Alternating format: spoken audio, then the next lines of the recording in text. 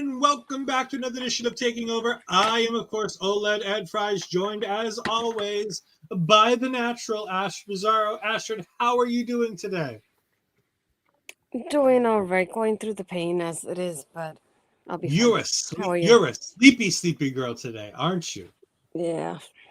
Cinderella is up past her bedtime, but we're here to talk about JCW. But we got some friends in the chat. Zach Minger in here telling us that it's National Candy Day. Good to know. I also saw him in the Queen of the Indies stream with Shug D, which takes off of our show last week where Shug D was on there. So I had asked him a question about Ashe wrestling, and he was very instructive in that, so it was very nice. I can't wait to watch the full interview a little bit later on tonight.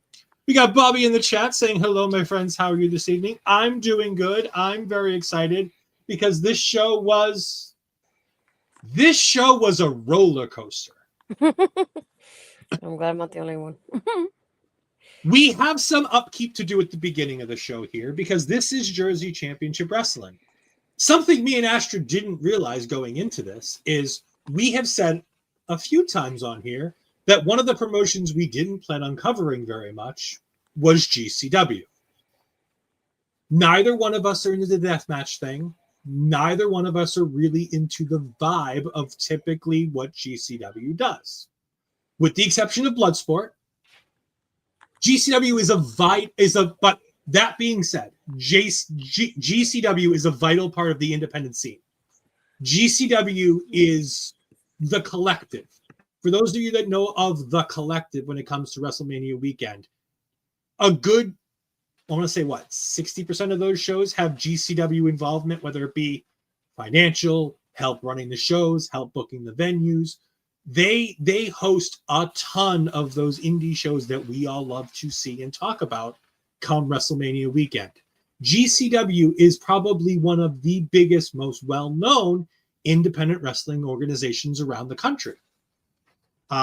They have access to an incredible amount of stars from every promotion. And again, a lot of these names that we're going to be talking about are names we've probably seen or heard on other shows. That being said, GCW really isn't our cup of tea for the majority of things. However, we didn't know that going into Jersey Championship Wrestling, and the Luna Vachon Invitational is very much something we like and wanted to cover. So, that off the top, you can of course find them at Jersey CW on Twitter. You can find their YouTube stuff at Game Changer Wrestling, where this show is broadcast from. And off the top, what did you think of I'm trying to get Nick Knowledge and Veda Scott. Obviously, we both know who Veda Scott is. I think almost all of us know. Nick Knowledge and Veda Scott. What do you think of the commentary team? And of course, Emil J doing the ring announcing. Yeah, I feel like they did really well with it because they give us so much information about every person, whether it was a tag team, like the story going into it. There's a lot of background into everything, and I really enjoyed that. So definitely one of my favorite teams that we had here so far. It's hard coming off Chris and Swole to go to Nick. And again, that's no slight to Nick and Veda. Nick and Veda were fantastic. But coming off Chris and Swole, it was a tough act to follow, let me tell you. Oh, yeah. The one thing I like about Emil J is while so many ring announcers want to be, and again, I love the Finkel style ring announcer, that professional suit and tie, I'm a professional ring announcer, the Rich Paladinos of the world. Again, I think Rich is one of the best in the business. We both love, why can I never remember her name when I want to talk about her? Val Capone. Val Capone. Oh. Wow. We both adore Val Capone. We think she's great. And then you have Emil J, who looks like he rolled out of bed to come do his ring announcing. He looks like he's in a pair of sweats and a t-shirt. He's got on his hat. He's just there to be one of the people. And you know what? I like that because that fits what I feel the GCW vibe is. He fits that promotion well because, oh boy, will this crowd tell you everything they think of you, no matter how vulgar it's going to be. Oh, yeah. But we first get the announcement of the explanation of the Luna Vachon Invitational. There are going to be 3 fatal 4-way matches, with each match's winner going into a triple threat match, where we go ahead and have those 3 people in a triple threat elimination match, and the winner of that will become the first ever Luna Vachon Invitational champion trophy winner. I don't know if this is going to be an annual thing or if this is a one-off. The trophy looked great. I love this. Mm-hmm. It's dark, it's black, it's kind of gothic. It gave me Luna vibes as soon as I saw it, because while some people will remember Luna Vachon, the younger fans in our audience, running around with gold dust or things like that, I will always remember Luna Vachon running around with Bam Bam Bigelow. She was in black latex. She, was running around with the guy who had a shaved head with a flame on it. Like, that's the Luna Vachon I know and love and remember. That's the one I'll never forget. So Luna was a large part of my childhood, because in that era of wrestling, she was different. She was unique. She didn't wrestle a ton in the WWF, but she mixed it up with the guys. She got involved. And she was at a time where female valets weren't everywhere in anything. This is before the Sunnies, before the Sables. It's after the Miss Elizabeth, but it's so far after her that she's not really around at this point. So she's kind of in her own little vein in that time period that I remember her from. We got Bobby in the chat saying, I remember Luna from her debut in WWF, so the time I got to meet her, greatest person in wrestling ever. Go back and watch the matches she did. Oh, no, I'm not saying that her matches, that I didn't see her wrestle. She had matches. They were fantastic. But she didn't have a ton of them. But I still think that she made such a mark on a young Ed. On a young old Ed, she made a big mark. She made an impression. Because, again, it was something I wasn't seeing in my little white suburb. I wasn't seeing a chick with a ton of tattoos or piercings walking around in black leather or black latex. Those are things I didn't see on the streets where I was wandering around in the little suburb town going, doo, doo, doo, doo, doo. I didn't see that. So I was exposed to something different. I don't know how much exposure you have, Ashley, to Luna Vachon going into this. Not much, to be honest. Obviously, we have our age differences, and we started watching wrestling at different times too. But no, from what I've seen, is always like you said. I don't want to call it face paint, but I guess the stuff in her face like that, and that darker kind of outfit as well. But I didn't watch her wrestle. I knew more about her, almost like a valet sort of thing in her role. But I didn't watch her wrestle or anything like that, because it wasn't around the time I was watching. But I thought it was interesting that it was named after her, because we usually get the Fabulous Moolah, the Mae Youngs, and things like that. And I feel like Luna doesn't get mentioned often like she should be. So it's very interesting that they named the invitational after her. But I was very glad to see it happening. And just for our audience who might not know, Luna.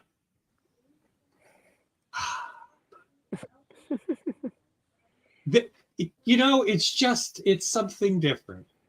Those are legit tattoos on her head. The lightning was not painted on. Yeah, those are legit. Yeah, she was indeed a wild child of the wrestling business. But we get right into the invitation, because remember, we have to have these 3 matches, then we have to give these ladies a break and come back to them later on.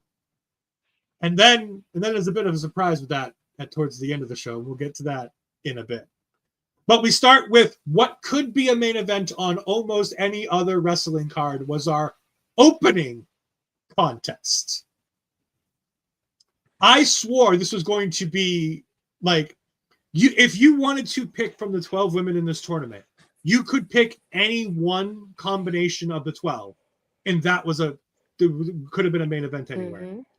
But we got Jada Stone taking on Maya World, taking on Kenzie Paige, taking on Billie Starkz. Astrid, what the hell was this match? I think it was interesting to see in that we get so many companies being represented in just this one match, because we get Billie representing Ring of Honor / AEW, Kenzie, who was just part of NWA not too long ago, Jada, that it's still part of TNA, Maya, who's one of the best unsigned female wrestlers at the moment, especially. I feel like she's taking over the world, especially now. So I thought that was pretty interesting to see what each one of them represents something a little bit different going into the match. But let me tell you, especially loved all the women's matches on this card. So I'm very glad that this is something that we were able to play. Just seeing the graphics in itself, I won. These are the ones that are gonna steal the show, to be honest. And they were not wrong. For me, this is the first like full length match that I have with Jada Stone. And let me tell you, I'm glad now I know why they call her the Spark, because this girl's everywhere. How does she do that? I have no freaking idea. But the way that she moves, it's so quick and so agile. And I love everything that how she handles her handstands, for example. She does her moves too. She's so smooth in the ring. It's just so incredible to watch. But I also want to give her that support for being a little fun size like I am too. Oh, hey Jamie, probably you most likely. Jamie, trust me, there will be no shortage of Lena Kross love when we get to me. Don't you worry about that. But I love the fact that she moves everywhere. This is also not the first time that I see obviously Billie Starkz. I'm already very familiar with her. It is the first time I do watch Kenzie Paige. I have seen like clips here and there from NWO with Pretty Empowered. And Maya, I already seen bits and pieces of Maya as it is as well. But I feel like they had a great combination in this match, because no matter what happened, it just reminded me a lot of NXT, because there was always something going on in the ring. There was no moment that was very quiet for us to like rest. Everything was go, go, go. And you could see the combination that we had of like there were moments that even Maya and Jada teamed up against the girls, and they would always kind of switch back and forth. But one of the things that I loved was Jada doing that Matrix kind of move that kind of Trish Stratus used to do, and then turning that into like a head scissors, like stuff like that she used to do. That was so incredible to watch. And at one point, if I'm not mistaken, I think it was Maya that did like a sunset bomb to Billie, and then she threw her into Kenzie and Jada at the end too. And that was the moment that really got everybody hyped up, because they're all on taking the moment to rest there too. But yeah, there were so many things from this match. It was like I love the pacing of it. I love the way they were able to move, and just every single one of the space they had there too. And it was just incredible to watch it. And I loved in the end how even seeing her the way she is one of like almost like one of the top people in the match in itself. With Billie taking over with a tombstone at the end to Maya to win the match. But I feel like with this type of match and with all the matches with the women, it was like you couldn't go wrong with picking anybody here, to be honest. And I'm like, I don't know how they picked the winners, because that would have been if it was me, that would have been difficult job as it is, because there's so many great picks here. Out of a hat, you pick the winners out of. But no, honestly, Billie wins because Billie is the biggest star in this match. No offense to any of these women, Billie Starkz is, as we've said, probably the best women's wrestler not in WWE right now. I don't. As much as everybody loves Athena, and trust me, I do too. Don't get me wrong. I love Athena. I think Billie's better. I think Billie's better than Athena. I think ROH, AEW ROH has made a mistake not putting this title on Billie for the last 2 years. Yeah. I think because you're seeing how good Athena can be on AEW proper all by herself. She doesn't need the title. She doesn't need to be the forever ROH champion. I love the fact that she's 1,000+ day champion. I love that she's up there with Samoa Joe as like, I think the two only 1,000-day champions in Ring of Honor history. But she doesn't need it anymore. Give this title to Billie. Let Billie defend this title around the world. Put that title on her. Every woman in this match stepped up. This is my first time seeing Kenzie Paige. I had seen the rest of the competitors in this match before on various different shows. We just covered Meyer World last week on Ashe Wrestling, and we can't wait. We're going back to Ashe later in early December with a special guest, hopefully. So very excited for that one. So we'll be back. I forgot that we can share that tidbit that we got last week afterwards. I mean, I don't know. I think we should keep that for ourselves. I don't think we need to talk about that. Okay. We can keep that for ourselves, a little bit of wrestling knowledge that we know that everybody else doesn't. But no, this, as you said, this match was fantastic. This match could have stole the show on any card, on any show. It was just fantastic. That tombstone from Billie, like, it's just insane. But It's a great way to get her a big win. And again, it gets her the most rest from all the other matches. How many CPA shirts are you giving the first of the Luna Vachon Invitational matches? We're doing it out of 5? Of course. CPA has Okay. had 5 shirts at one point. Remember, if you want to go higher, you're going to make this poor man have to pull out a 6-shirt match. And I don't know if CPA is going to be happy about that. I don't think I've seen him wear 10 shirts, so I'm gonna go with like the 5 as the limit so far. Oh my goodness, it's tough, but I'll give it the 5. I'll give it the 5 CPA shirts. They deserve it. I'm going to give 4.5 because honestly, as good as this match is, it's not my favorite of the 3 qualifiers. It's not. Really? This match is great. It's not my favorite of the 3 qualifiers. Ew. We move on to match number 2. Ava Everett with LSG taking on Emersyn Jayne, Kylie Alexa, and the homie, the Nomi, Gabby Forza. I feel like there's no women's wrestler on the independent scene that I've seen more than Gabby Forza. And every time I still see something I haven't seen from her before. It's insane. How, like, you don't understand. She's a Northeast wrestler. I see her wrestle all the time. And she still continues to come out with things that boggle my mind about how she can do it. At one point, she had, I believe, both Emersyn and Ava on her shoulders at the same time.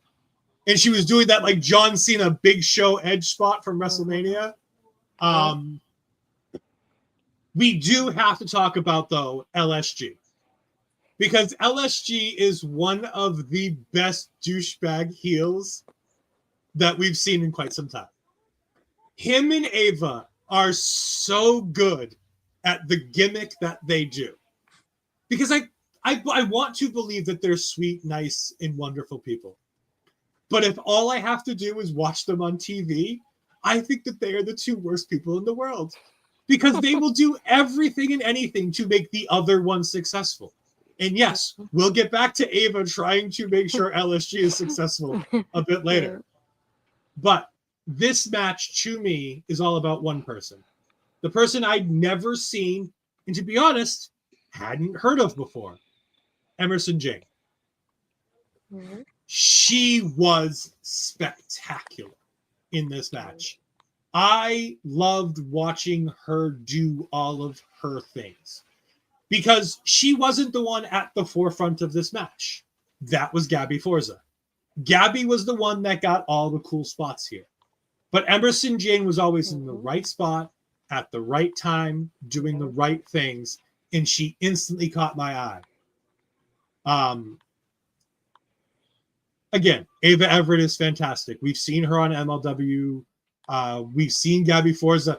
I want to say this is Gabby's, 5th time on taking over at this point since we swapped over.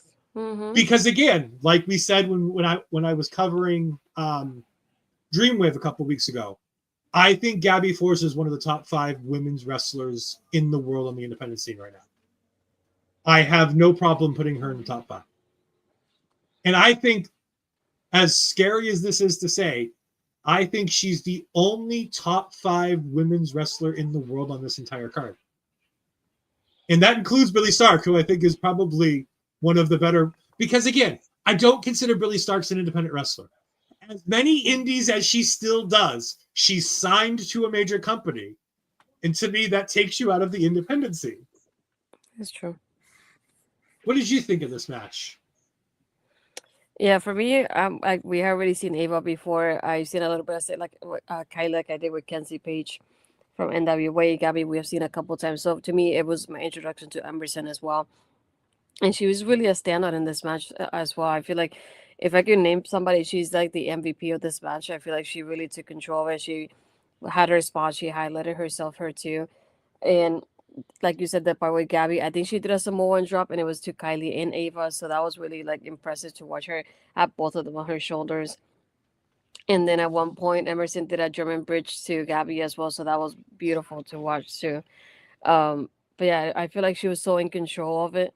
And she was such a highlight for me in this match, and I really enjoyed her more than I thought she would. I just knew she was part of like that UK scene, and that's all I knew about her. But I hadn't seen a match of hers, and this is the first time I seen. I was like, I hope she gets booked more often in the US because she did really well in this match. And I was just in that moment like, I want to see more of her because I just like what I saw from her tonight. And gladly we're gonna, because she wins this match and she's now in the final with Billie Starkz. GCW does something that I like from chaotic wrestling that a lot of indies don't have the ability to do. JCW here puts in a lot of vignette packages to explain things. And thank you for putting vignette packages to explain some of these things, because it really helped know what was going on for some of these things. Here we got a thing with Bryan Keith, the bounty hunter, and the guy he was running with in JCW, Foot, who isn't on this card, who got replaced by somebody else as they're trying to deal with a bounty given to them by the Foxcatcher, which is a story I still need to dig a little more into, because after watching this show, I'm very intrigued as to what's going on with this storyline, and I need to know more. But we get into the third and final first round match in the Luna Vachon Invitational. And this has my two favorite people. And this is indeed my favorite match, because we have Nixi XS, who is one of my new favorite wrestlers. I adored everything that Nixi did in this match.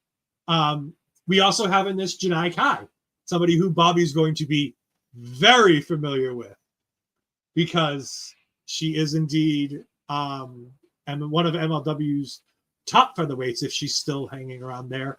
I've seen enough Janai Kai from all of the Bloodsport matches, because she is fantastic. Yes, any wrestling company who can edit vignettes and stuff like those editors deserve massive props. They do. Yes, she is the longest reigning MLW Women's Champion of all time, and she is no longer there. Okay. Well, if you want to book her, go ahead and book her. We also have Mara Sade. Yep, I have the same feelings about her now that I still had when she wrestled at NXT. Really? Yep, I still can't get into Mara Sade. And then of course we do have Jamie's here to talk about, who I'm here to talk about. The self-proclaimed tallest bitch in wrestling. Her words, not mine. And that made me think, really, she's tall, but I'm like, there's no way she's taller than Megan Bayne, because Megan Bayne's a big lady. Yep, she's taller than Megan Bayne, because yes, I found footage of the two of them face to face, and she's got at least 2 or 3 inches on Megan Bayne. Lena is everything a women's wrestler needs to be. She's beautiful without having to be trashy. She's incredibly talented. She can wrestle with the little girls. She can wrestle with the big ones. She can do all of the big guy spots, the spots that I've seen for years from guys like Kevin Nash, from guys like Braun Strowman, The Undertaker, those big guy spots. She does all of those, the big boots, the underhooks, all of the things that a big wrestler needs to be able to do, Lena Kross can do. She also has the charisma that goes with a woman her size. She fills that entire body with charisma. I had heard of her. I had seen glimpses of her. I missed the opportunity to go see her in Maine a couple weeks ago, and I'm kicking myself for not having gone to Limitless to see her, because she's fantastic. She gets the big win here with the shoulder breaker, which again is such a great move, because again, it's a big person spot. It's not the spot that somebody 5'0" like Astrid can really do and get over the way it needs to be got over. You need to be a Megan Bayne, a Rhea Ripley, a Lena Kross to be able to really make that move feel like it's a big deal. Again, all of the women here do a really good job. All of the women. I'm still not into Mara Sade. I can't. There's something missing from her, and I just don't know what it is, and I wish I knew. But I'm still not feeling it. Still not feeling it. What did you think? Let's also make sure we go to the chat. Yeah. Stop pressing buttons. No. Lena is huge, and she loves wearing. Oh no! Really? Like this? Like to put it in perspective, I think Lena Kross is taller than me. Like, to just put it out there, I'm almost certain she's taller than me. I think I'm taller than Megan, and I think Lena's taller than me. But that's crazy. I was gonna say, the tallest person that I know is my grandpa. He's probably close to 7 feet. Okay, well, she's not quite that tall. So I was gonna say it's not the same for me. And I think the other person that I know is very tall is Bobby. He doesn't look like it online, but he's tall in real person. So I can tell you that much too. But yeah, I feel like Lena is kind of like Emersyn for me in this match. I had seen bits and pieces of her here and there, but I didn't know about her like that. And she, again, a really standout in this match as well. Who, me? Yes, you. You're very tall. Taller than I expected you to be. But yeah, I at one point she launches Nixi into a follow-away slam, and then she does it to Janai and Mara. It is the way she did it. It was so smoothly done. It was great. And there was so many times, like you said, that shoulder breaker at the end for the finisher. I feel like she did very well in this match, and she was like Emersyn for me in this match, really standing out, really doing her moves and being right there in those spots and really showing off herself in a way. She did incredible. For me, another thing is that Janai I knew about her from before. Obviously knew about her MLW stuff. Mariah, we already know from NXT as it is. Nixi has seen her stuff online, but I hadn't seen her in a match. I wish I would have seen a little bit more from her in this match. That would be the only thing, because it was a good introduction, but I wanted more from her. But Lena was definitely like the number one for me here. She was able to like stand out, show off herself, show out the girls too. And such a great powerhouse overall. And I enjoyed her performance here. And like that's why I was saying, like, each one of these matches, I feel like they were so great. I don't know how they picked the winners, because honestly, everybody did really well. Mariah, I was really glad to see her here, like, by herself. Even though I miss her in NXT, but I like to see her taking a spotlight and trying to get more experience in the indies. So I'm very like proud of her for like to keep that going. Also, if you look up how tall is Lena Kross on Google, Pario Magazine comes up with the first result, so with an interview with Lena Kross saying that she is indeed 6 feet tall. So she is indeed taller than me, because I'm 5'11 and a half. So she's just taller than I am. Yeah, I really am. After her match, and I believe that that's the picture that I pulled from, is her match with Megan Bayne on Collision. I'm almost certain that was the match. AEW in their women's division will always confuse me, because they have so many talented women, and yet at the end of the day, it just feels like there's not enough. Whether it's not enough TV time, whether it's not enough women, like it feels like they're always lacking somehow. And we got new titles coming, which is great. I know a lot of people are saying that there's too many titles in AEW, and I might be one of them. From the outside looking in, there's a bunch of titles in that company. But women's tag team titles are vitally important, because they, unlike WWE, they have really good women's tag teams already built, because they build factions really well. And they build same-sex factions, as opposed to, we'll build a male faction with a woman in a group. Looking at you, Judgment Day. You've got two now, but, that wasn't the way it was supposed to be. Looking at you, Judgment Day. No. I am not firing up over AEW. I am giving a very well discussioned point, and mostly things that I've heard from her, which is that the women's division is lacking in AEW. Yeah. That's a thing that I constantly hear from you, is they're just not doing enough.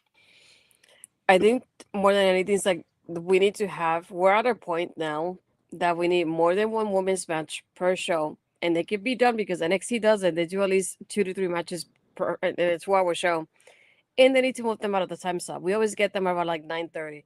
It's been like for like that since the 5 years that the company has been there. You can have them open. You can have the main event. Play around with it somehow. Take a risk somehow. But I'm glad the women's tag team titles are coming. I'm glad for that. Yeah. I'm glad for the blood and guts. It's about time they got something different. We just have the Continental Classic to go. So hopefully soon. And as Jamie will know, because again, Jamie, as part of the Hive Media, they do their watch along just like Mike does his sidecast. It's always the same 5 women on AEW TV. And it's funny because they have so many talented women. Like, what's Britt Baker doing? And Deanna, who's stuck in Ring of Honor now. Well, there are worse things for Deanna to be doing than being on Ring of Honor. I know, but still, like, people always point out the fact that she is more in the SMHU commercial that she is on TV. SNHU, which, by the way, is about an hour and a half up the road. Well, she's more in the commercial. During Dynamite for that than she's in Dynamite. Just to give you. It's a great school. Let's just say it's a great school. No, I'm not blaming the school. I'm just saying it's a crime that you see her more in the commercial than you see her in the wrestling show.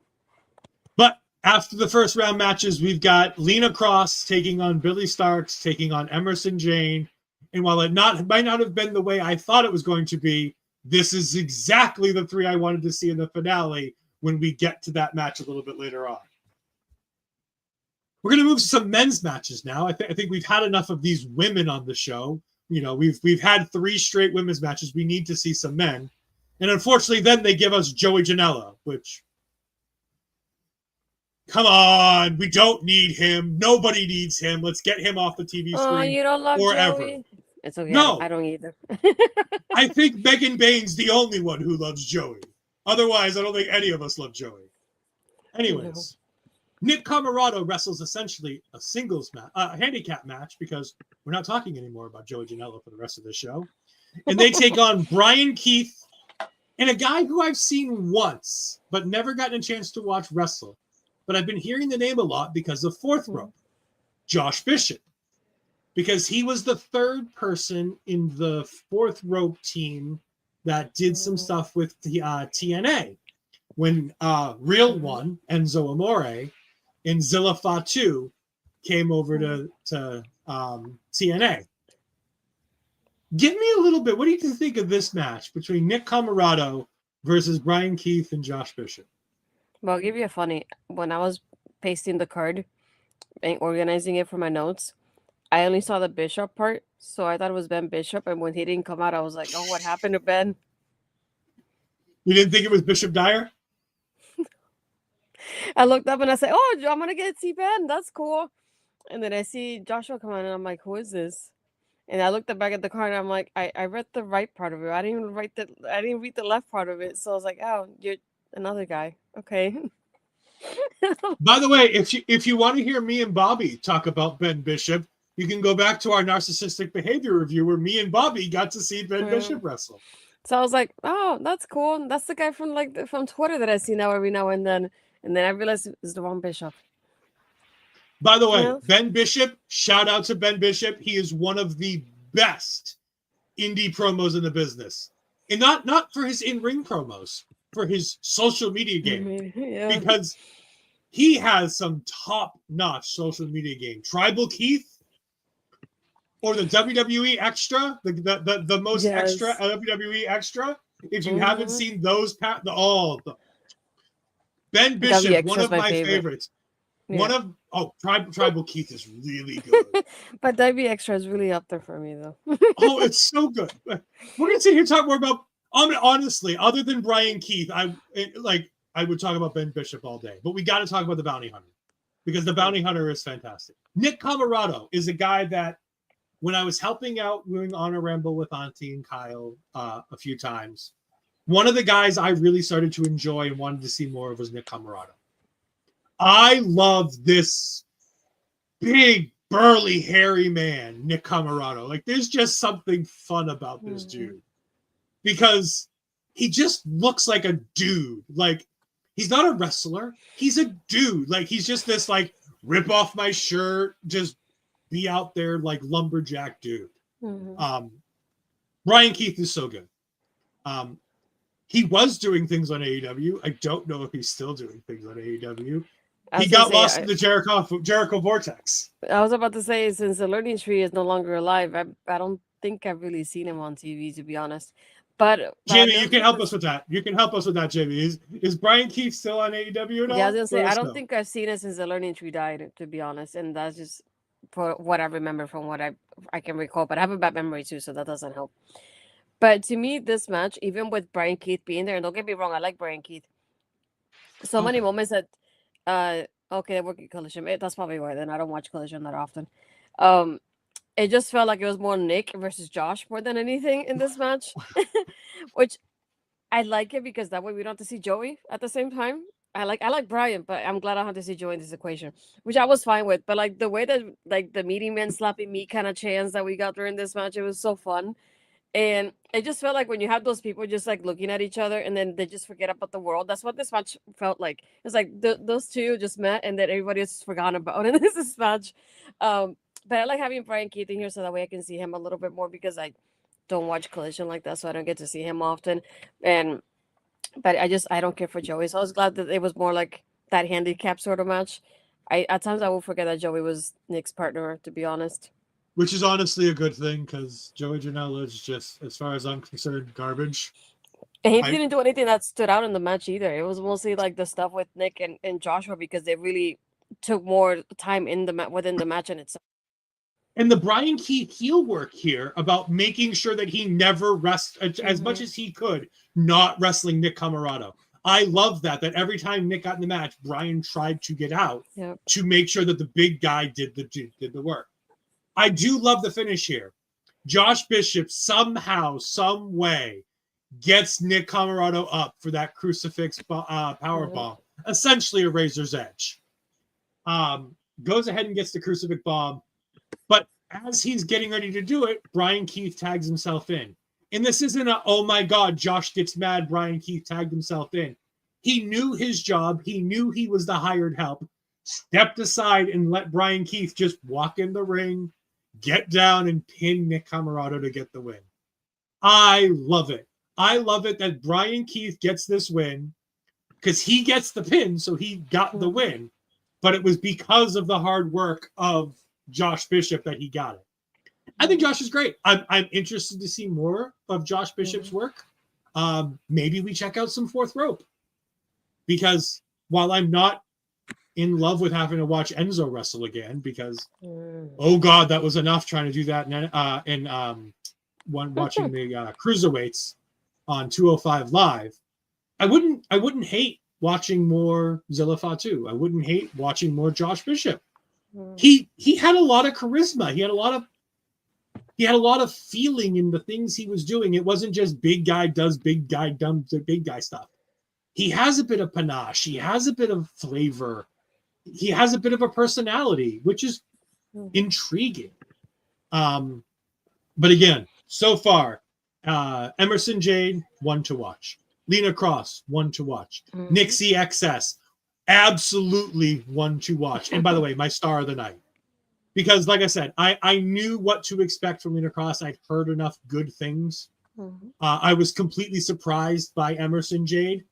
But there's something about Nixi XS and the look and the gimmick and the whole thing that just the bit of theater kid in me loves Nixi XS just so much more because it feels like a little bit geisha, a little bit like theater kid who has way too much time on their hands or like with the face paint and she's just right up my alley. So that's why she's my one to watch.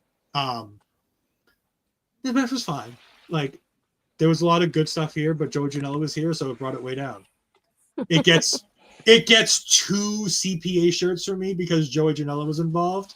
If this were the handicap match that I remember it is, and remember my notes, it probably would have been 3 CPA shirts. It was a fine match.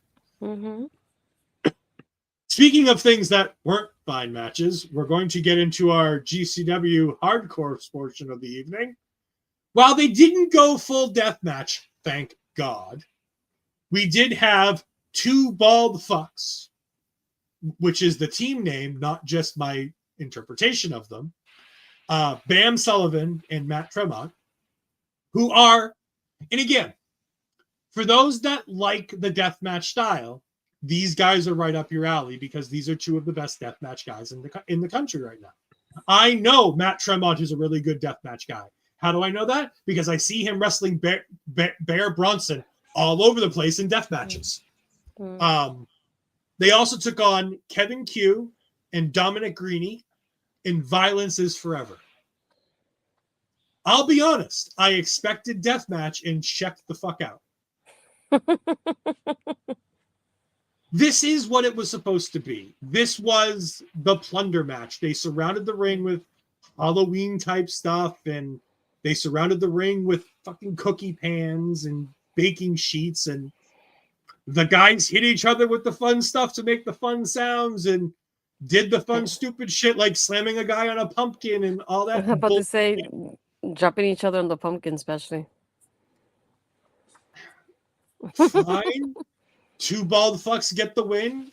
Yay. Like, this could have been a great match. I don't know. It's not for me. These aren't the guys that I want to watch on a weekly basis. These aren't the guys that I'm going to tune into a show to watch. And again, for the deathmatch people like our own Lauren Goodnight. Our own Lauren Goodnight can't get enough of a good deathmatch, let me tell you. The way she goes on about Swerve Strickland versus Adam Hangman Page, like she had parts of that match as her phone wallpaper. And I guessed it. I remember. Yes. But she loves herself a good death match. So she probably would love these guys. Me, on the other hand, it's fine. Yeah, it was okay. It was what it was. Is there anything of note that you want to talk about in this match?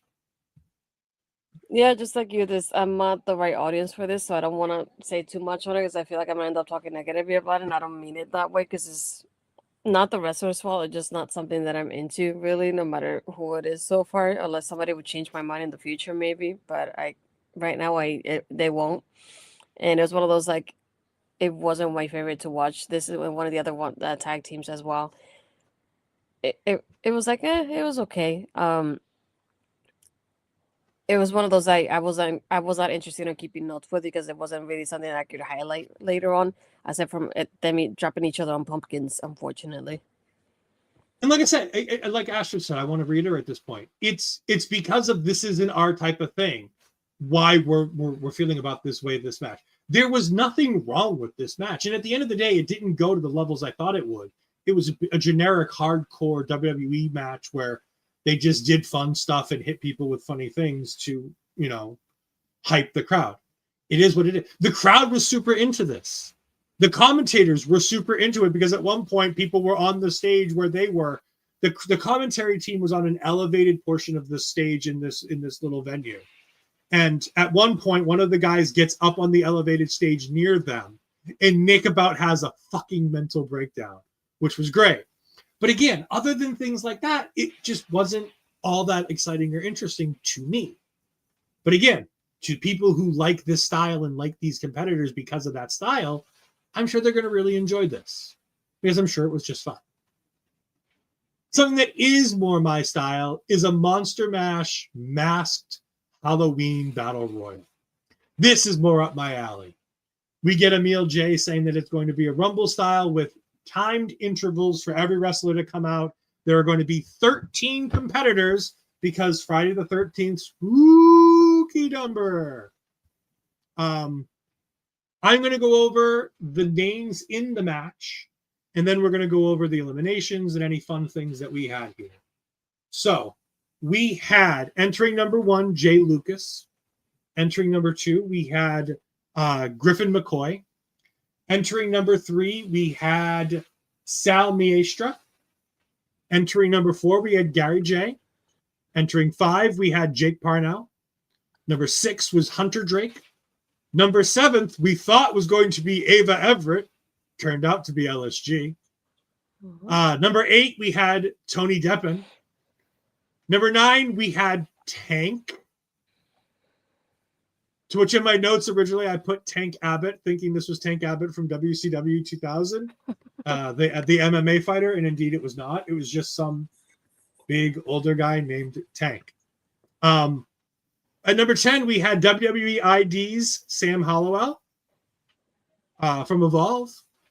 At number 11, we had Fancy Ryan Clancy with potentially the independent wrestling match of the year when he won the WWE, the WWE ID title, when he won the independent wrestling championship from Marcus Mathers a few weeks ago at Beyond Wrestling and Wrestling Open. At number 12, we had Oni King. And at number 13, we had friend of the show, Matt Mako. Matt Mako was on the Action Pro Wrestling show, I believe it is, that we covered. I think so. We like Matt Mako a lot. Astrid, what did you think of the Battle Royal here?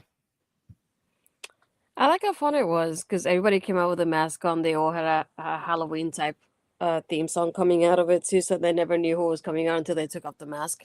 I mean, some you can guess by their body type if you knew who they were, but you wouldn't really know until they took off the mask. So I think that was fun. I like the mixture because we have people that were like powerhouses. We have people that were high flyers too. So we had a good mixture of, those type of styles within the match in itself here. I was more familiar with like Tony Deppen because of his matches with Billie Starkz. So I knew of that name as it was before. Ryan Clancy, another one. Sam Holloway was one that I hadn't really seen much of before. And he really is one that really was a highlight for me in this match.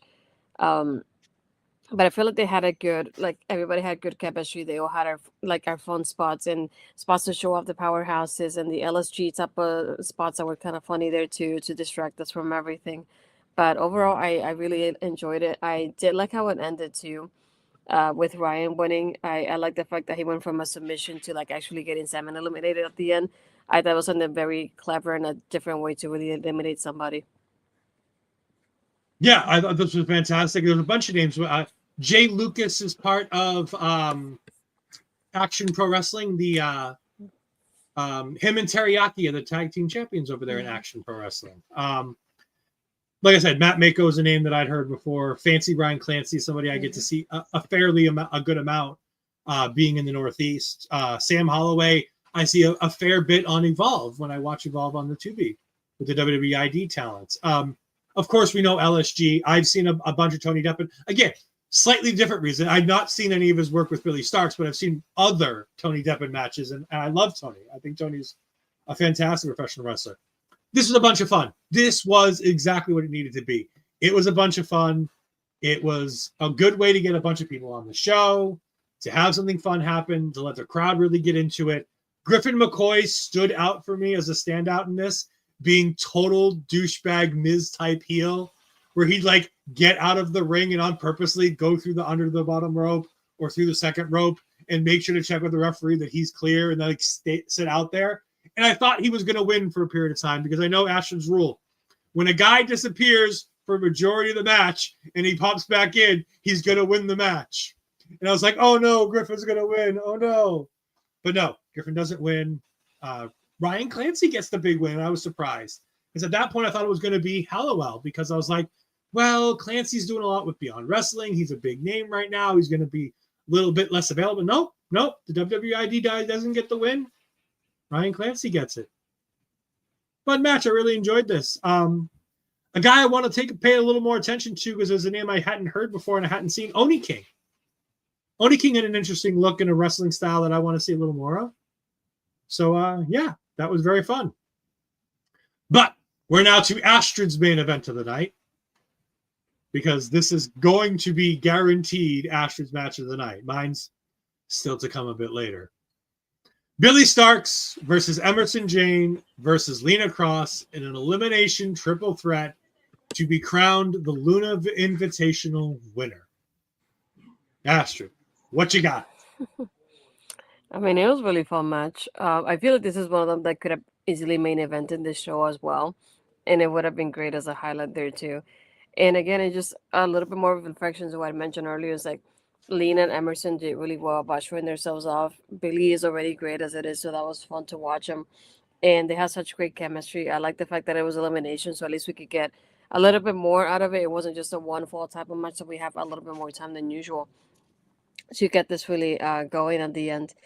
One thing that I really loved was that Spanish fly for Emersyn with Billie in the corner. That was just beautiful to watch. I was just surprised that Lena got eliminated first because being like the bigger person, you kind of expect the other two to like really team up with her like that. Um, but at the end, she's the first one that gets eliminated, so I was kind of disappointed she was the first one. But again, it's like they really, that's why I say it's so hard to pick a winner because Emersyn was also a standout in here. But when you think about the three names, Billie Starkz is the one with the like the biggest name out of the three here so far, based on her experience in the indie scene. So for me, it makes sense that she wins as well. So again, you can never go wrong with any of the picks too. That's another thing. It's like either one or the three could have won, and I would have been happy about it. But I feel like they had such a great chemistry. It was such fast paced, such go go go type of match, and they really well using everything they used around the ring and the spacing they had. And again, it's like that's why I said all the women's matches were a highlight for me, and the battle royal was the other thing that was a highlight for me too. I loved this match. I thought it was great. I thought all three women worked well together. I love the shock of Lena not getting to move on to the final two in this match and Emersyn pinning Lena. And I thought that was great because it gives Emersyn something. And again, I'm going to go to a quote from a person that Astrid despises me talking about on this show, but he has the quote that I will never forget, and he's the only person I've ever heard say it. In the wrestling business, there are two things. One person goes over and somebody else gets over. Emersyn Jade in this match got over while Billie Starkz got to go over. Billie Starkz gets the win to win the thing and do all the thing. But Emersyn comes out of this, in my mind, as a much bigger star, as somebody that I need to watch, as the one to watch from this women's tournament. As much as I love some of the other competitors like Lena Kross, like Nixi XS, at the end of the day, I need to see more of Emersyn Jayne because she impressed me so much in all of this. She got over while Billie Starkz went over. And I know Astrid hates it when I talk about bullying, but it's a fantastic line, and it's always true. No matter what wrestling match you're talking about, that's a good wrestling match that comes out and does the things it's supposed to do. Does two things: somebody goes over, somebody gets over. And in this case, that's what happened. Billie gets the win, as she should. She is the biggest star in this tournament. There's no reason not to let her win this tournament. I think it's fantastic. I think it was exactly what it needed to be. I think Luna would have been very happy with the women in this tournament, with the types of women that they had, with the matches they had, and the styles of wrestling that were in here. Looking back on Luna's career, I think it was a very well done tribute to the career of a fantastic women's wrestler and a person in women's wrestling who meant a lot at a very time where women didn't matter in the wrestling business as much. In that early 90s and, before and afterwards, women didn't matter much except to be an object a lot in the early days of professional wrestling. And in a lot of ways, more modern than way back, but especially with the Attitude Era and things that came beyond that, Luna exemplified being able to have a look and a style that was different. The person who I always think of when I think of Luna is I think of Paige, that anti-diva that Paige was back in the early days of Paige being in WWE. I think Saraya always represented Luna Vachon in that way because her and AJ Lee were those anti-divas. They weren't the models that you're going to put on the cover of a Raw magazine or in a photo spread, but they could wrestle. They could get their point across. The wrestling was the most important thing. And that's what we had here. We had women in this tournament who wrestling is their most important thing. These women are beautiful in a variety of different ways and a variety of different packages. But at the end of the day, all of these women are fantastic and professional wrestlers. And that's what came out across this whole tournament. And that's why I loved these four matches. I thought they were all fantastic for that reason. Anything else you want to say about the Luna Invitational before we move on? No, I'm like I said earlier, I'm glad that it was a different kind of invitational. It wasn't one of the usual names that we pick and that we see all the time. It was a great tribute. And I feel like with the ladies they picked, it was great representation to have because it was a little bit for everything, different styles, different backgrounds, and everything. And I hope that they see that if it is successful, that they continue to do it at least on a yearly basis. We then move on to my match of the night, which was, as I call it, Team Action versus Team JCW. Team South versus Team North would be another way to look at it. We have Adam Priest, Darian Bankston, and Lee Moriarty. These are three names we talked about. We've talked about Adam Priest and Darian Bankston when we talked about Action Pro Wrestling. We've talked about Lee Moriarty when we talked about Dean 3. Also, we both know Lee Moriarty as the Ring of Honor Pure Rules champion, which means Auntie Collins is already excited about this match. Although he didn't do anything that he'd do in a Pure Rules match in this match for sure. He was the anti-Pure Rules Lee Moriarty in this match. And they were going against Marcus Mathers, the Prize City OG, Alex Price, somebody I'm familiar with, who I'm very interested to see what Astrid thought of. And Astrid, who was the third man in this on that team? Did he matter tonight? Yeah, he did. Is it because he wasn't facing Mr. Santana, the TNA World Heavyweight Champion, that he mattered in this match? Sure. Of course, if you don't know what we're talking about, I'm giving Astrid a little bit of shit because the last time we talked about Jordan Oliver, Astrid said he didn't matter when talking about him versus Mike Santana.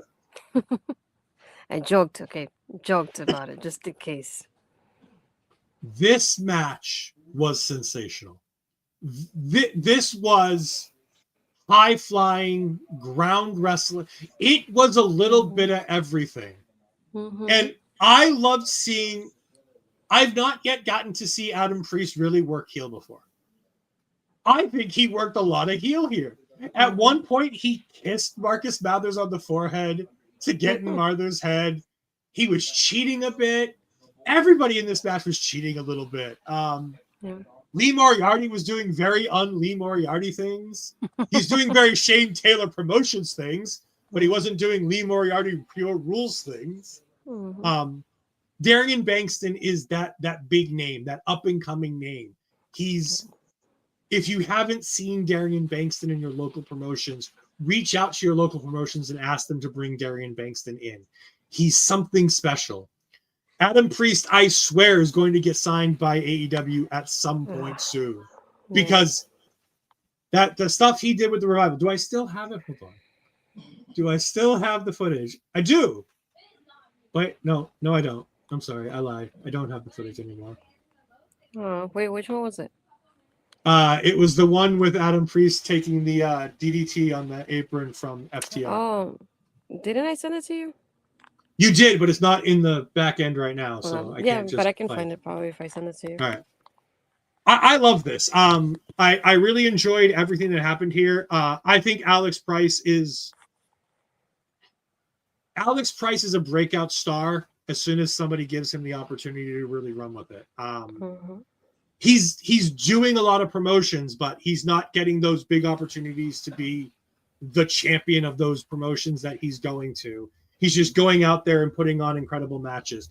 And he has such an interesting look with the slick, wet, grungy hair and the tape on the shoulder. And he wrestles that ground style with the ability to high fly with the best of them so well. He reminds me of a Tyler Black from Ring of Honor. Not necessarily as Seth Rollins, but more of that Tyler Black, God's greatest gift, Tyler Black stuff. I think that's what Alex Price reminds me of a lot. Jordan Oliver is fantastic here. And of course, Team JCW gets the win with Marcus Mathers hitting a big 450 to get the win. Ashley, what did you think of this match while you continue to look for that clip? Yeah. I really enjoyed it. And one thing that really stood out to me is that when I saw Alec and Jordan as a tag team, all I can think about and they mentioned it here too, about that when the way they do like nonverbal communication with each other, it reminded me a lot of the way that Ace Austin and Chris Bay wrestle together. that like non-communication about their timing is just amazing to see because they look like they're so in sync. I don't know how they do it, but I love how they do it. And to me, it's such an explainable way, the way they have that chemistry. And it really reminded me so much of them. I feel like I was watching them all over again. And I just loved it because I loved Ace Austin and Chris Bates together as a team. And I feel like the teams here has such a great chemistry with each other. I like the fact that they isolated Marcus for most of this match. And the heel team was always like heavy hip in their corner for a while. So it took a while for him to even tag in his partners. And I liked how the way it ended too because I like that like splash like swanton kind of combination the 450 at the end. I like how everybody was able to do a move before the match ended in itself. And having everybody involved the way they did, I feel like it was great overall. But this out of the every tag team that we had in this whole episode, this whole show, this was my favorite tag team that we had out of the night. So this is the one that really stood out to me the most. I really want to cover more Alex Price shows because I want you to see more Alex, because I think you're going to really dig the vibe that he gives. Because again, I know how much of a Seth Rollins fan you are. And I'm like, I think you can see it, like having watched this match and having heard me say it. You get the vibe I'm talking about with how he is a very, like a young Seth Rollins type. A Tyler Bat. Okay. I love how you play it out loud so I can hear it. No, I was not expecting it to play. Yeah. Like I said, that was my match of the night. It's just absolutely sensational. I'm going to see if I can wait long enough to Astrid to put this into the back end so we can finish talking about Adam Priest. Because again, he needs to be signed by AEW. As I think he'll do fantastic there. He fits right in with all of those people in all of the wonderful things they do. And he just really is a guy who can do it all. He can fly if he needs to. He can wrestle the ground. His ground game is just sensational. And again, he's bald like a lot of these other, AEW guys. Ricochet. Is it Dash? Is it Dash or is it Dax, the bald one in FTR? I forget. It's probably Dax. To a headbutt. I believe so. I thought maybe a knee from the top. Oh my God! What did we just? Yeah. When I say he can do everything, he can do things like that. All right, Dax is the bald one. Okay. Yep. I know there's the bald one and then there's the other one. I always forget which one's which. I know who both of them are. I just can never remember which one's which until I'm looking at them. There you go. We move on to Mad Dog Connolly. I believe Mad Dog Connolly was on the Dean 3 show that we covered, if I'm correct. He was in that match with the guy with the eye. Remember? I was gonna say I thought his name sounded familiar. And he was joined by his tag team partner Beastman to form Beast Dog to take on the Cowboy Way, the one called Manders of MLW fame. Somebody who was on MLW for a while, I know that. And Thomas Shire. This match was fine. It was another let's go around the whole building, brawling in and out of the crowd. It was what it was.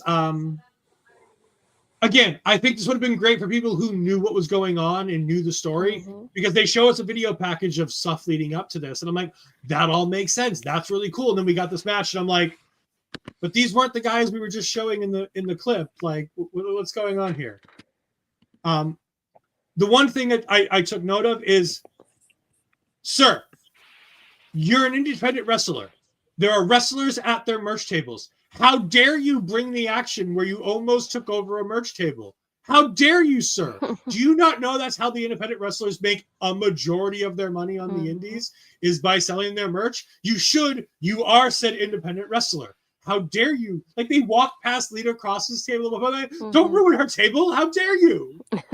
Yeah. This was fine. Like the Cowboy Way get the win, but really they come out losing because they get beaten the shit out of after the match. And then the Ramp Way gets the little The little thing that all the wrestlers come out of, their little Oh, yeah. makeshift curtain gets knocked down during the entrance and the exit. Mm-hmm. It was fine. Mm. And this is the main event. And it felt, I was really, really cheated. I was like, really? This is what you're gonna main event with this over Billie Starkz winning the Luna? I'm like, and there was a bit of time left, and I was like, something. You kept showing us Charles Mason, and I'm like, there's got to be something going on. But before we get to Charles Mason, let's go ahead and talk. What did you think of this tag match? This was the one that was also one that I hate to say it that way because it's nothing to do with the wrestler. Just I couldn't connect with it. I really couldn't compare to the. That's why I said that these two tag team matches, the hardcore one from earlier and this one, I couldn't connect the way I wanted to, unfortunately. And it's not the wrestlers' fault. I just couldn't connect with the story that they had going on. And everything happening after the ring is like one thing happening here, one thing over here separately. I feel like that wasn't great for me because I like to concentrate in one place. I can't keep notes on one thing, what something else is happening over here, and I don't want to go back and like kind of like rewind it to like watch it all over again. So I feel like that was very distracting for me, having them two different parts of the venue in itself instead of just being kind of around each other. And I don't want to say having a normal tag team match, but like at least being in like somewhat of the same like area so we could see it in one camera. But yeah, it just wasn't my cup of tea. I did like the split screen, like at least how they didn't just have like guys fighting somewhere and being like, oh, this is happening over there, and like kept switching. I like how they at least gave us a both shots at the like that. That's a positive. I'll say in this respect is I like the ability to have the two cameras going at once, which again is something common and expected in like WWE, AEW, TNA. But for an independent promotion, that's a big deal to be able to have that split screen on a live broadcast, like not even an edited broadcast, but a live broadcast. Yeah, I was gonna say also to piggyback off of that, I like that the fact that they were able to have the two screens because, like you said, not a lot of promotions have it, and to have a replay because there's moments that I love the moments and I wanted to watch them again and I had to rewind them, and that the point that they have a replay right there and then at the live show as it was happening, it's like I love this. It looks so great and amazing to watch on screen. And again, this is one of the reasons why I say GCW, while it's not my cup of tea, it's not a promotion I thoroughly enjoy. They're vital for the business because they are everything that an independent promotion needs to be, which is they've got good tech, they've got good commentary, they've got a good ring announcer, they've got, the ability to kind of do the things that the big companies do. They can do a replay. And again, replays are hard in an independent promotion because your people aren't WWE or AEW. They're not fully trained television people. These are people that you're hiring to help you do an independent show. And the pay isn't great and the technology is expensive. So to be able to have the technology to do things like this is vital. Which leads me to another point that I mentioned to Bobby, and it was a question I asked him. Invest in a fucking ring mat, motherfuckers. Like the duct tape on the ring mat bothered me the entire night. The entire night. To the point where I messaged Bobby during the opening shot. And I was like, how much does a ring canvas actually cost? Like, is it like some crazy expensive thing? And he's like, no. It's like $600, $700, $800 Canadian. It's like, it's affordable-ish Canadian. So like, it's not, if you're booking talent like Bryan Keith and Billie Starkz and, Charles Mason and other names like Cruel who weren't on the show and Shotzi, and you've got the GCW pocketbook behind you. Can you get a better ring mat? Like, come on.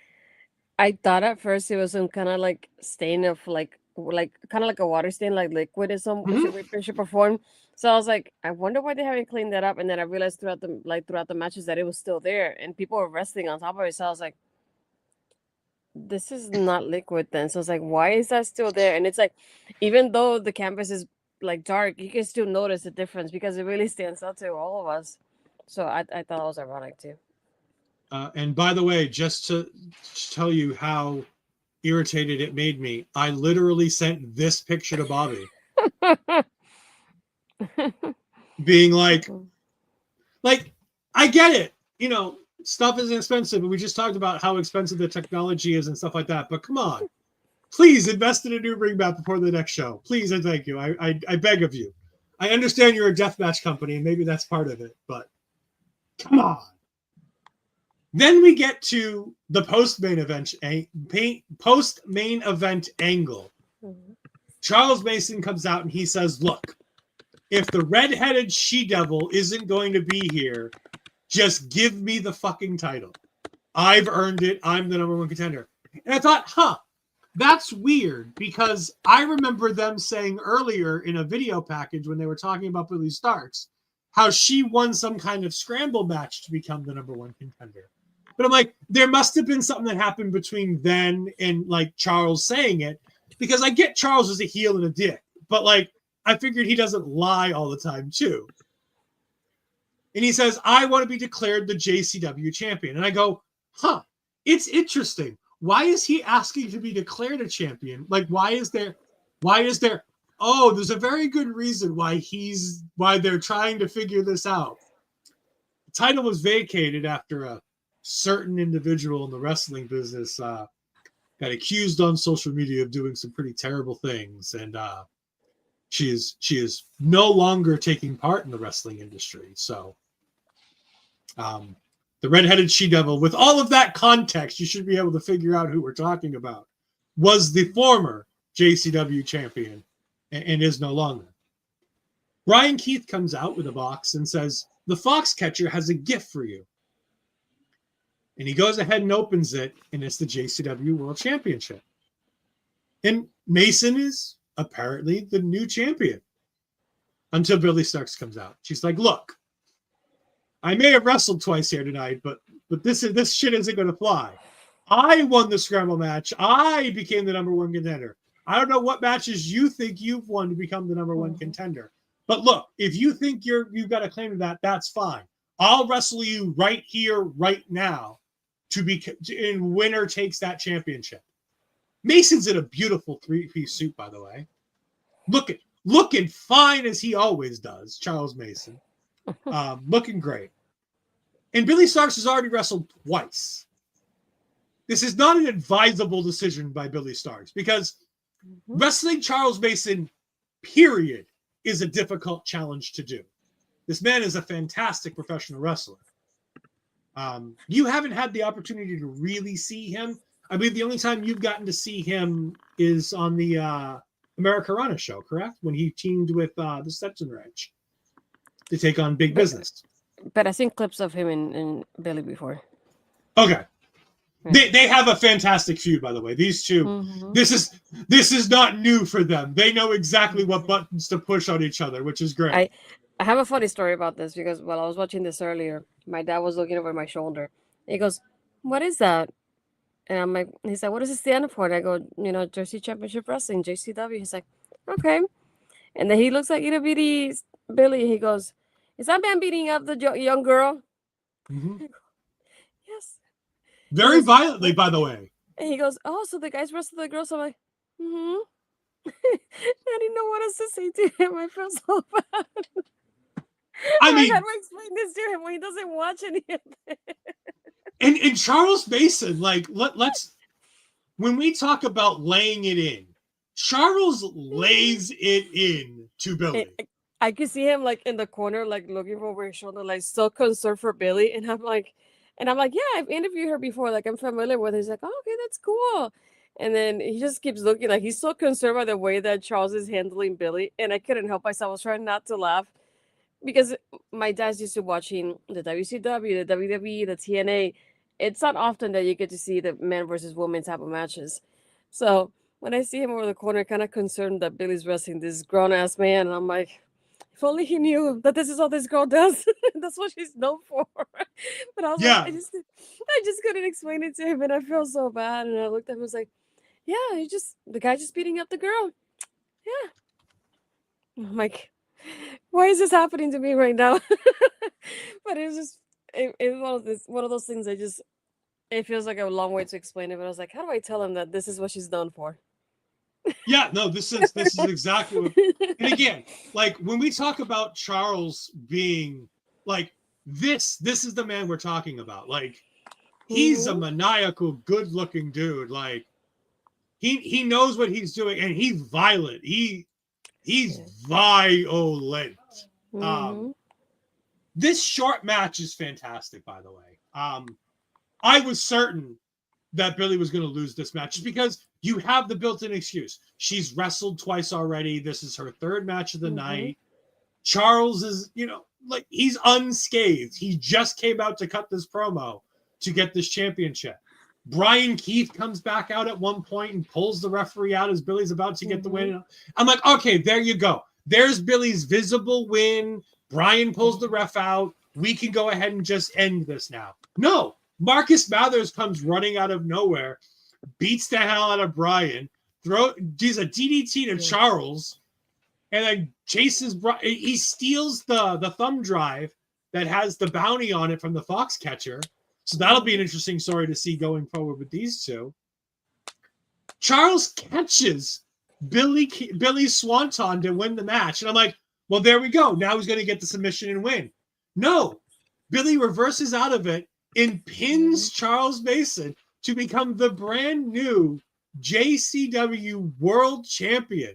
She won 2 different types of trophies in the same night. Congratulations to Miss Billie Starkz. She is indeed one of the best professional wrestlers in the world today. And again, give her the fucking Ring of Honor title already just like, please, for the love of God. Because we're getting to Billie Starkz versus Athena time again. And I say that because this is the time of year, the last 2 years, where we've booked at the December pay-per-view. I forget the name of it is. It's not Final Countdown. What is the what is the ROH pay-per-view that always happens in December? Right now I'm looking it up. Okay. I keep forgetting the name of it too. Me too. And I'm so mad. Final Battle. There we go. The last 2 years, I believe, it's been Athena versus Billie Starkz at that show. Because I remember 2 years ago, me, you, and Kyle covered that show. And we talked about how Billie should have won it then. And then I was certain Billie was going to win it last year in Final Battle. And she didn't. Just give her the fucking Ring of Honor World Championship already, for the love of God. Women's World Championship. Yeah. I mean, you can give her Bandito's title too if you want, but Lord knows Bandito doesn't need that. He's got Brodito going, and it's fantastic. That was JCW, and I got to say, I was impressed. I like this. This is a great show. Like I said, I thought the 4 women's matches were fantastic, but that 6-man tag was just lights out. Fantastic match of the night for me. Yeah. Overall, what do you give JCW Possession? I would say a 4 out of 5. Are we doing CPA shirts again? Everything on this show is CPA shirts. So 4 out of 5. Because I feel like the 2 tag team matches kind of brought it down for me a little bit, but everything else overall was really great. Yeah, I would agree. I think it's a 4 out of 5. Less Joy Janela probably would have been a 4.5. It was the tag matches in Joey Janela. And it wasn't just one of the tag matches. It was really all 3 tag matches that were just straight tags that kind of brought this show down for me. But again, personal preference with the talent in the ring, personal preference with the style of the wrestling they're just stories that are told in matches that I don't connect with on a personal basis. Those are the types of things I don't really connect with. Ashton, where can people find you? You can find me again next week, at least for now. I'm kidding. Taking over. I forgot which one we're doing next week. I have all of that ready to go. But yeah, aside from that, you can find me on my Twitter and Blue Skies, astridpizarro, my Instagram and Threads, that's Pizarro20. And before I keep forgetting about it, you can scan the QR code. Yeah, you can do the For You Word t-shirt, which is the one that Mel and Mike are modeling right there. And I also have the Dive Shop one. Again, the prices are the same. It just a little bit goes back to me, which we use later on for what we do here, basically for the Canva and stuff like that, for the graphics that Ed likes to use. And if you don't, Christmas is coming up. I also have the Hot Topic storefront. Again, same thing. We also have the Rhea Ripley and Terrifier collaboration. Scan the QR code, same prices. It's just a little bit of it goes back to me. Yeah. Speaking of, you can find all my crap here. It doesn't much matter. It's TGI. But you're here at the very end of the show, STG. I don't know if that really counts. This is your first comment, and we're an hour and 20 minutes into the show doing the last couple things. But I'm glad you're here, STG, because you're going to be very excited with the show that we're covering next week. Because we are covering PPW Ring of Horrors. We are covering the match between El Assassino and Michael Allen Richard Clark. We are covering Mark versus El Assassino for the PPW World Championship. And of course, we can't talk about PPW without one of the voices of PPW. And unfortunately, Papa Smokes was unavailable because, trust me, we wanted Papa Smokes. We've settled for Bobby Munson. So we tried to get El Assassino. He didn't respond. No surprise. You know, he's a very busy man. He's got things to do. So he wasn't able to join us. We tried to get Papa Smokes, but again, it costs too much. His ticker is very expensive. So getting him on the show was just... Oh. You really don't? Oh, okay. That'll be fun because I do know the result. And I was about to spoil it, but I'll leave it be then. Also, I want to let you all know that this is not a show that you're going to be able to watch on your own beforehand because unfortunately we're getting a commentary-less copy of this show from PPW. We want to thank them for giving us a copy of this show in advance to it going out on YouTube. So we want to thank them personally very much. We greatly appreciate this opportunity to talk about PPW. And we've agreed to let Munson join us because they wanted one of the PPW commentators and Papa Smokes was unavailable. He doesn't work Tuesdays. Like Triple H, he doesn't work Tuesdays. I really wish Munson were still listening because this is really just done just to see if I could tweak it at all. We love Bobby. We're very excited to work with Bobby. This is all just meant to tweak Bobby. Also, if you haven't already, please, Brainbuster Battle Royal Trivia is a fantastic new show by Blue, who was our guest last week on the Ashe Wrestling Show. So definitely go ahead and check that out. The shows have been fantastic. I've been enjoying all of that. So that's very great. Also, me and Astrid now have shows. Let me just double check the listing here. We have the pinned message. Yes, we have shows all the way through pretty much the end of the year. We need it. We're looking at shows for 12/2, and then we need shows for 12/30 and 12/23. But we've got shows already lined up for the next couple of weeks. We've got West Coast Pro coming in 2 weeks. We've got Fight Life, the Seance show coming up in 3 weeks. That'll be me with a special guest because Ashton is unavailable for that show. So I'll be joined by a special guest. I've got something in the works that I'm really hoping works out because of that show. But we'll see. And then, of course, we're going to be doing Ashe Wrestling on the 9th. We're announcing that one in advance because we have a special guest that we've almost got locked down, I believe. Yeah, pretty much. Pretty confirmed, right? Yeah. And then, of course, we've got As Good as Gold and Uprising, which I believe we're doing as a double review on the same night, correct? Probably. Okay, we're going to do both of those shows as one. Asher's like, these are things that she's already said to me, and now I'm saying them out loud. Sure. And she's like, maybe, sure. I guess. You do know that it's going to be like a 3-hour show, right? No, we're not doing that. So we're going to do them back-to-back weeks then. I don't know. Just keep going. You're going to be here like we're going to meet. That's the last of it. That's the last show we have booked. Yeah. The funny part is I made sure I cleared all of this with her 2 days ago so that when I announced all of this, it would be okay. Yes, I know. It's about 90 minutes. 90 minutes sounds like a lot. 90 minutes is a lot to deal with me. It's very hard to deal with me for more than 90 minutes. Yeah, thank you all for my poor girlfriend, man. Remind me to mail her a trophy, okay? She'll love it. She will absolutely love it. For myself, For the natural Astridpizarro, thank you for joining us. We greatly appreciate it. We'll see you all next week when we cover PPW with Bobby Munson. Goodbye. I am in misery.